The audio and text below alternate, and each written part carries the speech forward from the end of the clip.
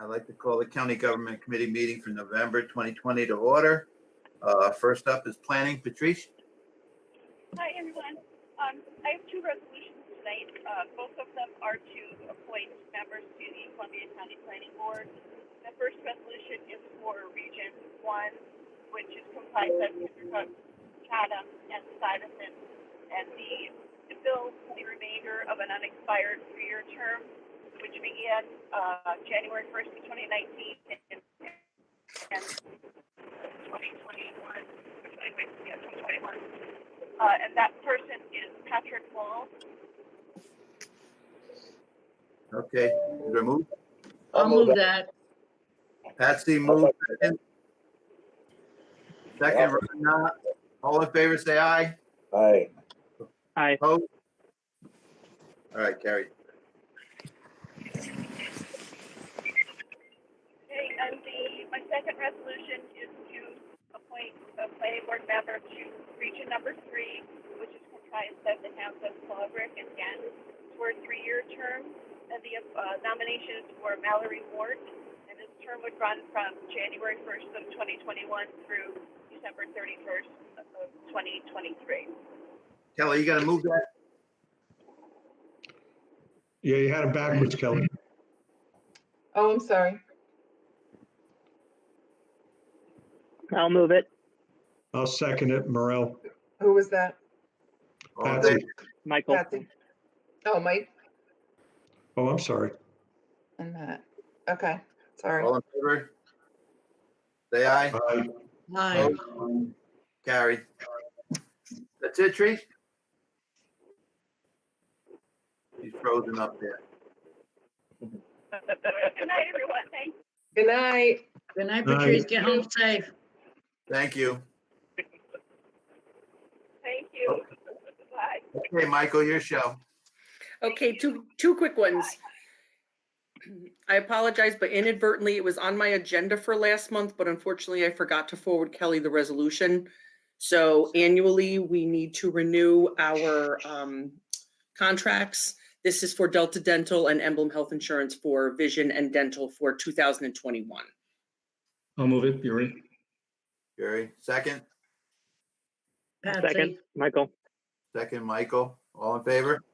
Aye. Opposed? Carried. Thank you. The second was, although the Summer Youth Employment Program did not happen for 2020, the board did approve for one position to be allowed to go to our public health department because it was a return of an experienced veteran person who had worked and was able to make an immediate impact with our public health department. So this is transferring the sum of his wages that went directly to the health department with the .1 money having been put in my budget. I'll move it, Morel. I'll second. Second, not. All in favor? Aye. Aye. Aye. Opposed? Carried. Wonderful. Thank you all very much. Enjoy your evenings. Thank you. Thank you. Good night. Okay, Suzette.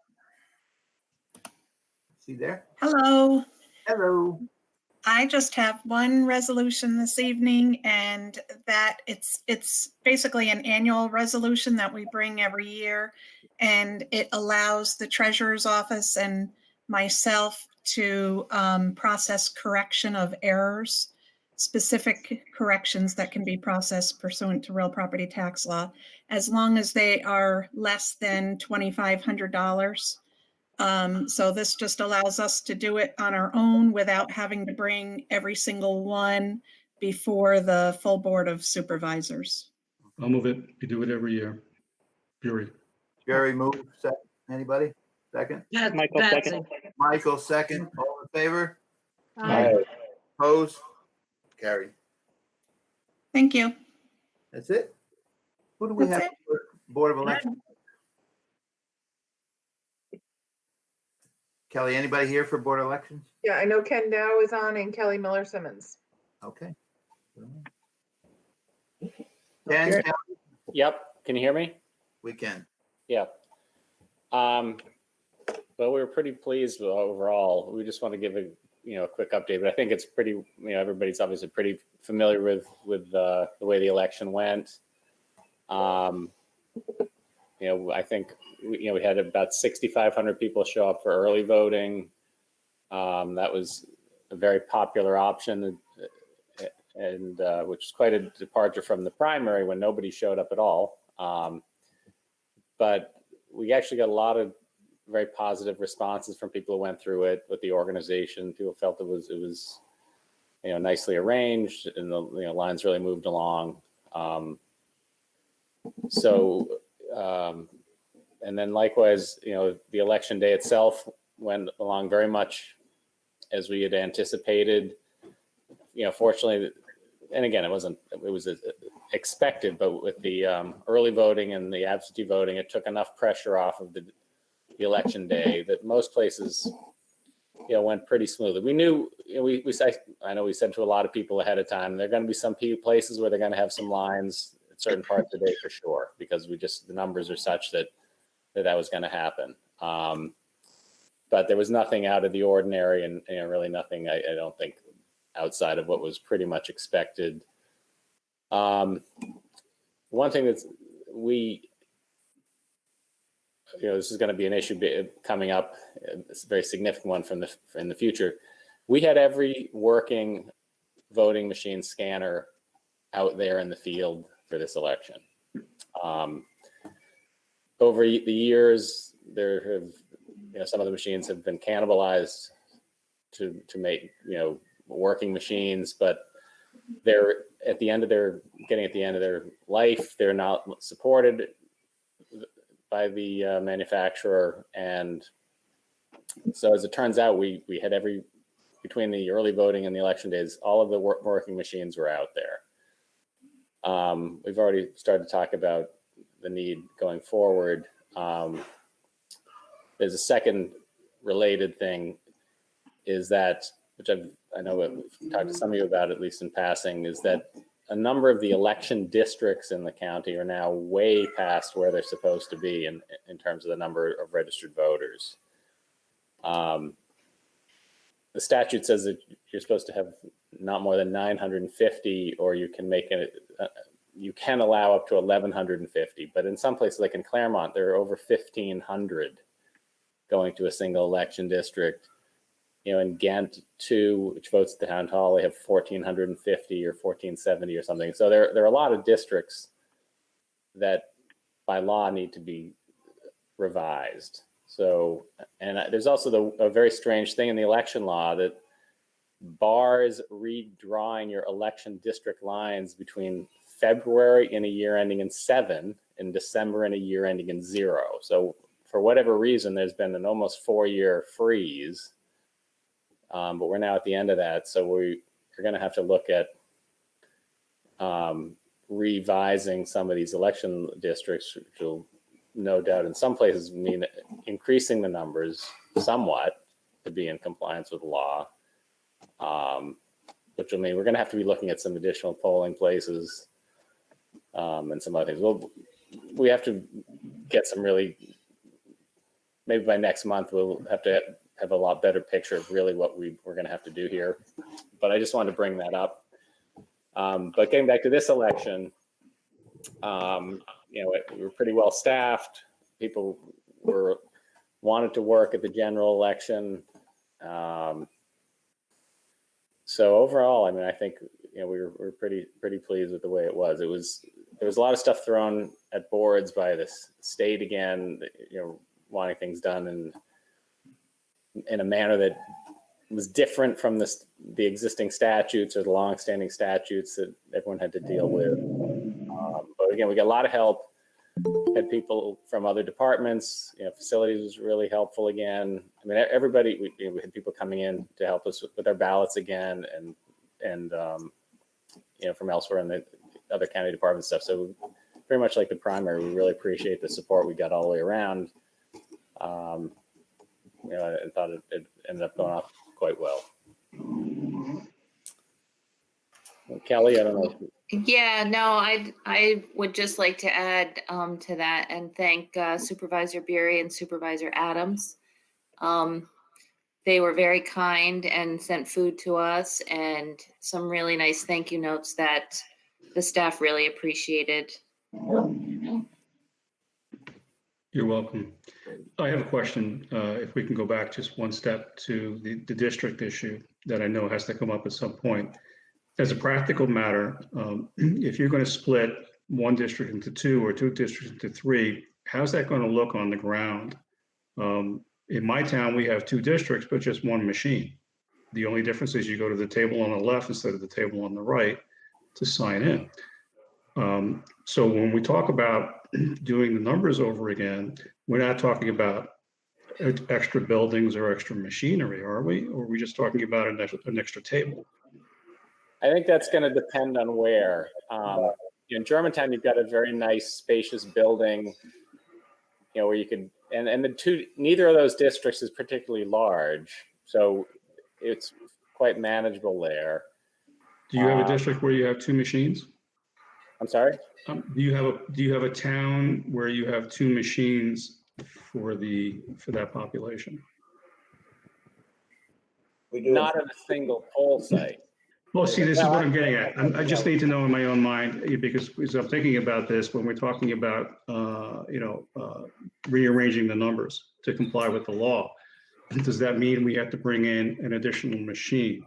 Or is it just that we're just doing this on paper?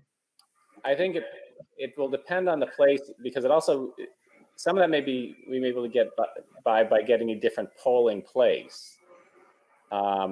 Because there are places that are getting too big, too many people have to go through there for the space. So then we would need another machine. So, well, Not necessarily. handle, but we can't, the problem is the number of people is getting too crowded. I mean, I think some of it could be just a matter of redrawing things, but let's say in Ghent, where they're getting 1,450 people going through the town hall. I mean, if we could divide that into two districts that both go through the same place with one machine, which would be similar to what you do in Germantown, but we're also getting to the point where that's a heck of a lot of voters to put through that space. Maybe we can rearrange it in a way that, I mean, this is very speculative because we haven't looked at the lines or any of the details of this, but if the third district over there could absorb some of those voters, you may be able to rearrange them a little bit. Okay. I know that Brenda would say in Canaan, it's getting to be an awful lot of people to put through a not very big place.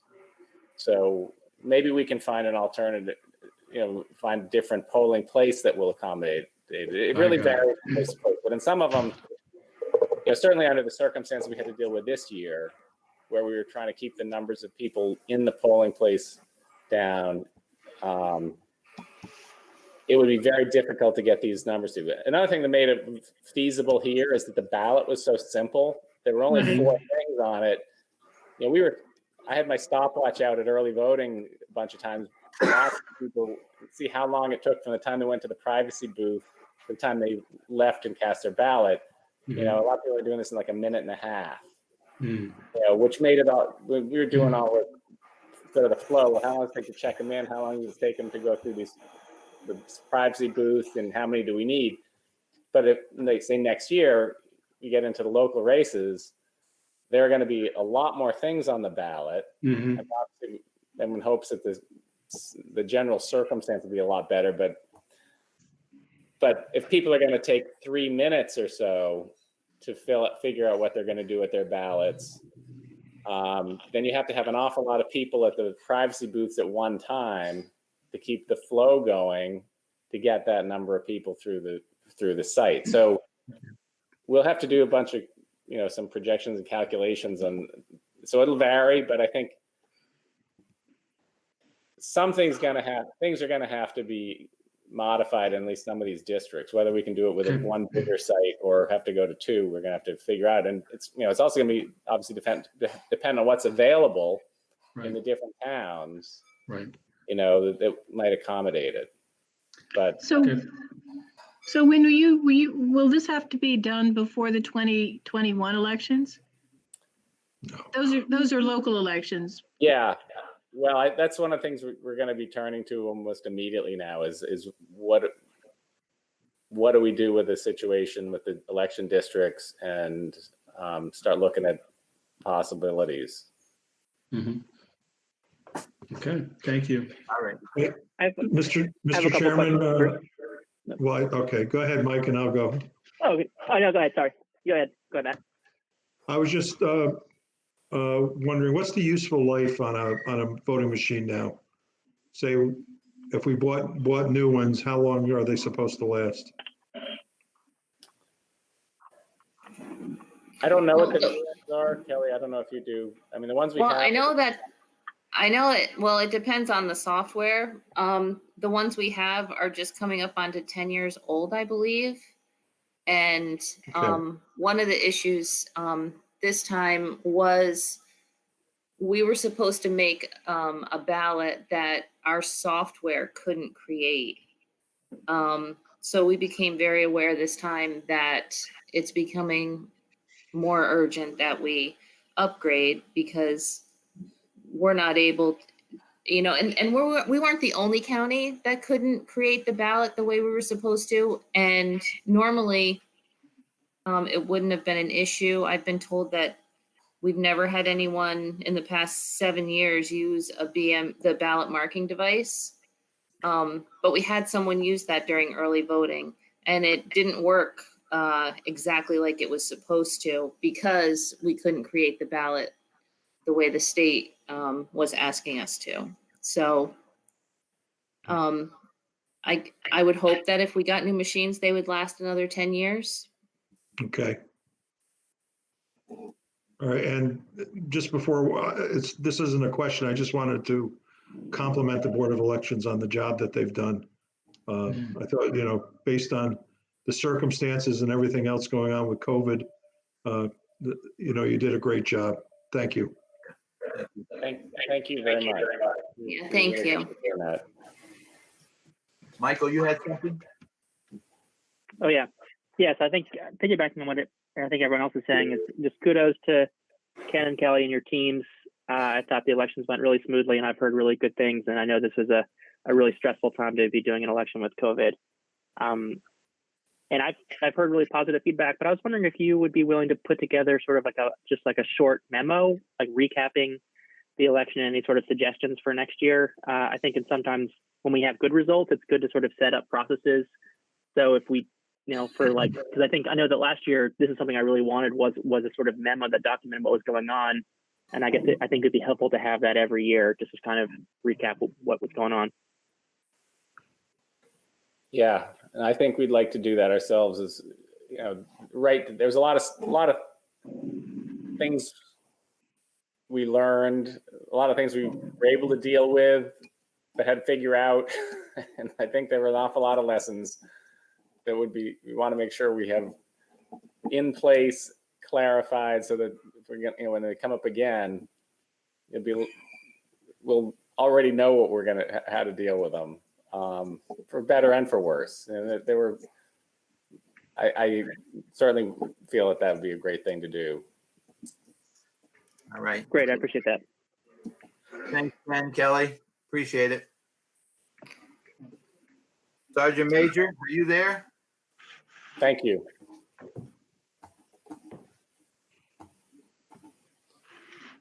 Sergeant Major. Yep. Gary, are you there? Yeah, I'm here. Okay, you're on. Okay, thank you.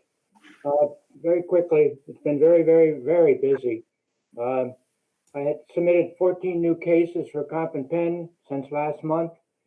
Received 5 ratings at 100% or to include retroactive payments between $80,000 and $100,000.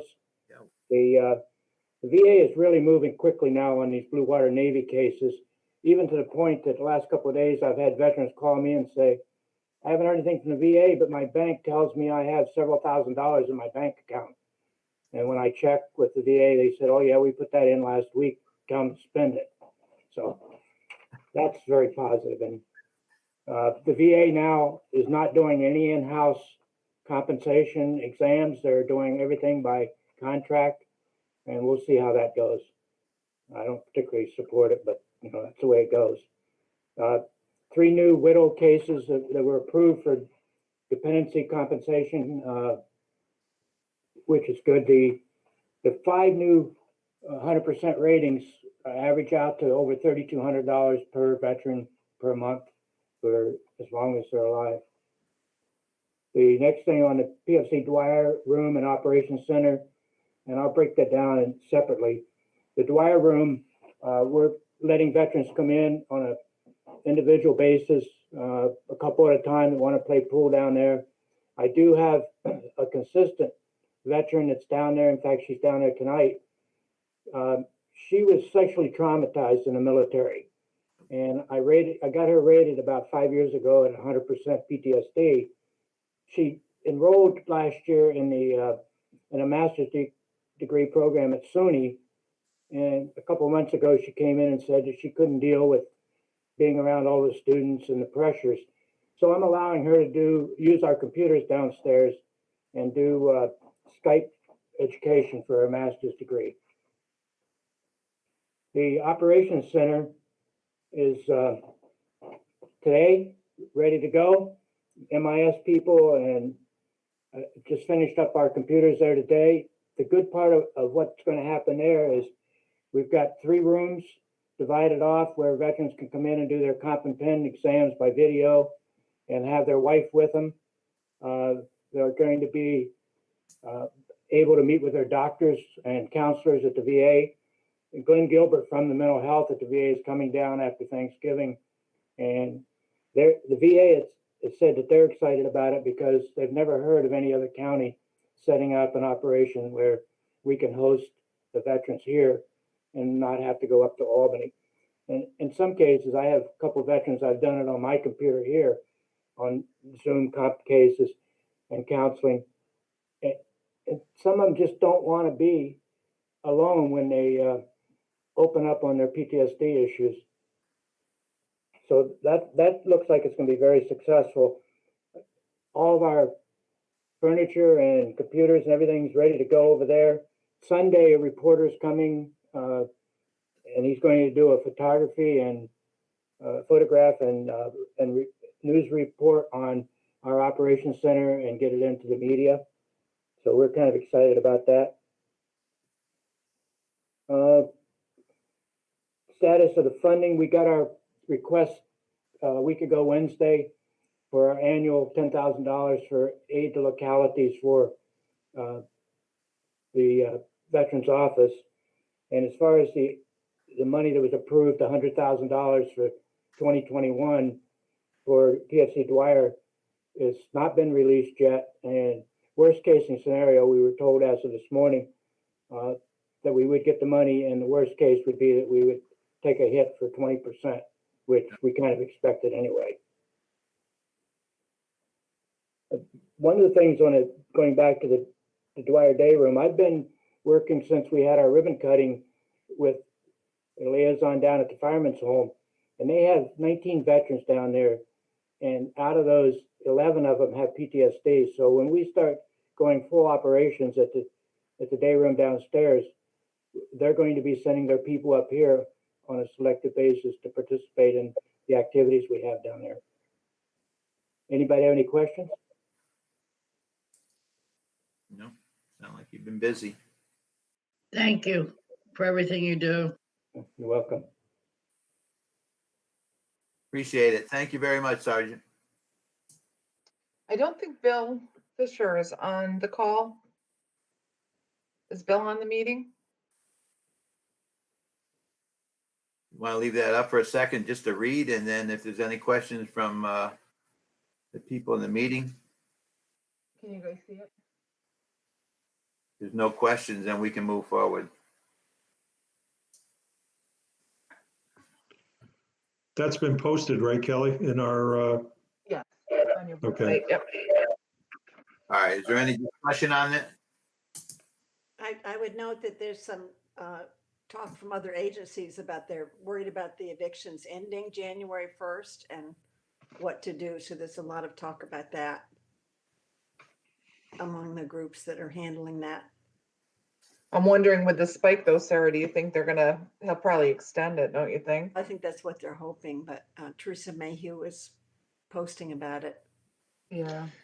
So If I this- could, it's probably going to get extended because the courts are going backward again, and they're not doing landlord-tenant cases. So as a practical matter, you're not going to get in front of a judge for a while. But that's So- just coming from me. Yeah. So does anybody understand, is the end game that these rents and mortgages will be forgiven? Because the more they're extended, the harder it is to catch up. What do we expect to understand? My understanding, Brenda, is that they will have to be paid.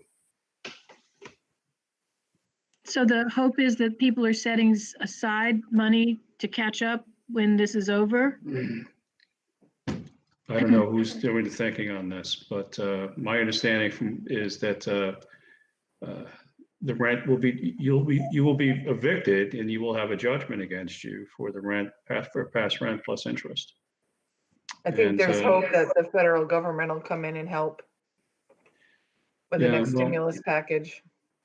Yeah, well, but judging on the last one, $1,200, that's not going to touch a lot of rent. So Mm-mm. it's going to be very messy no matter what. And I know that we've, just anecdotally at Habitat, we've had a lot of additional people apply for housing because they were on month-to-month leases. They weren't evicted, but they were on month-to-month leases, and so they've lost their leases, so the houses could be put on the market for sale, and they have subsequently sold. So in the event that people are evicted, there's going to be less housing inventory for people to choose from. Yeah. It's going to be hard. Wow. Brenda, I think if people are on month-to-month lease, they still have some pretty robust tenants' rights. So I think if people stay in, because ultimately, if you're on a month-to-month lease and you refuse to leave, there still is an eviction process for that. So I imagine that if people are in really dire circumstances, they can exercise their rights to the fullest extent and may be able to stay in their housing longer than they realize. The other thing to keep in mind is that leases typically are 1 or 2 years. A month-to-month tenant, generally speaking, doesn't have a lease. Right. You know what I mean? It's just you're paying month to month for the right to use that space. I don't know how they're impacted under the moratorium on evictions. I've sent all of those applicants to Fair Housing to see, to explore what their options are. But I'm concerned about the number of people. Yeah, it's going to be messy unless the government does something. I would also say that the Legal Aid Society of New York offers free, year round, they offer support to low-income families for legal services, but they have a grant right now from New York State to do specifically housing related to COVID issues. So if anybody sort of needs legal support above and beyond sort of like the fair housing consulting, they hired a staff person specifically for Columbia County tenant cases, and they're not allowed to solicit people directly. They actually need referrals. So you can also refer people to them. Do you know, Michael, if they have a flyer or something that we could distribute and get up on, in laundromats and car repair places and easy marts? Yes. Yeah. Okay, I'll contact you offline for that. Okay. Okay, any further discussion on fair housing? If not, we'll move on to you, Chris. Great. Good evening. I have one financial resolution request. It's pretty straightforward. We are over budget on books publications. What that really amounts to is the Westlaw. We're getting the updated flyers, which is costing us to me, it seems like an awful lot of money, but something along $600 a month. And that's in our books publication, which I guess we just didn't realize at the beginning of the year. So we're asking to move that from professional services legal, which we have plenty of money on, into the books publication for the rest of the year. So Chris, I have a question. When I Sure. saw this, I thought you guys are spending $10,000 a month on research, but you Well, just clarified that it's more like 600. it's 600 a month. No, that's not accurate. It's 600 a month just for the books and publications. So just for the updated flyers, we're spending Okay. quite a bit more, and I don't know the numbers, but we're spending an awful lot more on Westlaw, Westlaw, which is our legal research online. Right. The issue that it's a county that has to pay for the entire legal research of Westlaw, but that includes us, public defender, DA, Yeah. all of the different offices that use that Westlaw. It's just run through us because I got it. economies of Okay. scale. We pay a little bit less because we're all in that same envelope. It is a license for every computer user, correct? Everything in the county, yeah. Yeah. Okay. Yeah, there's a number of licenses, but I don't think it's for every computer user. Like I don't have a license for Westlaw. I use one of the others. So is it based on volume? There's different types of contracts. The main one is based on volume, but then if there's any other types of research that go outside of the plan, that's an additional cost. So this could have been much higher had we had courts been in session as usual. Yeah, you know what? That's a good point, probably. My understanding is that, criminal lawyers have access to certain databases and real estate lawyers have access to certain databases, and that's what you're buying. And if you're going outside what you purchased in your menu, that's the additional cost. It doesn't matter how many times you access it, you have the right to access it any time of day or night. That's If you go beyond what you have contracted to access, that's where the additional costs come in. But that's correct. And part of the thing that we have is we have a lot of New York case law, but if somebody goes to federal case law or goes to a different state because there's a particular case that's right on point, that might cost us more. But this is all separate and aside from this $10,000 transfer. Yeah. I get it. I'll make the motion. All right, motion, Barry. Second, anybody? I'll second it.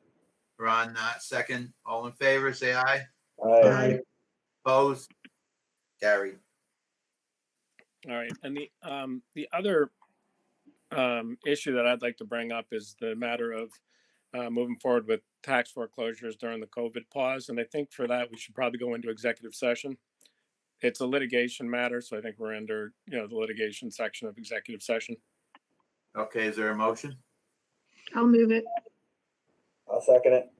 Second, Ron, all in favor, say aye. Aye. Okay, we just need to give Oswaldo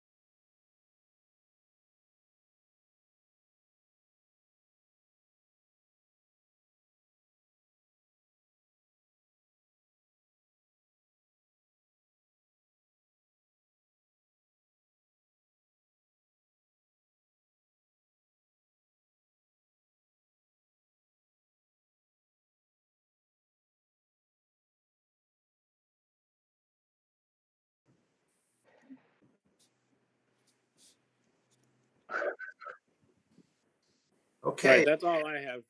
And thank you for your time.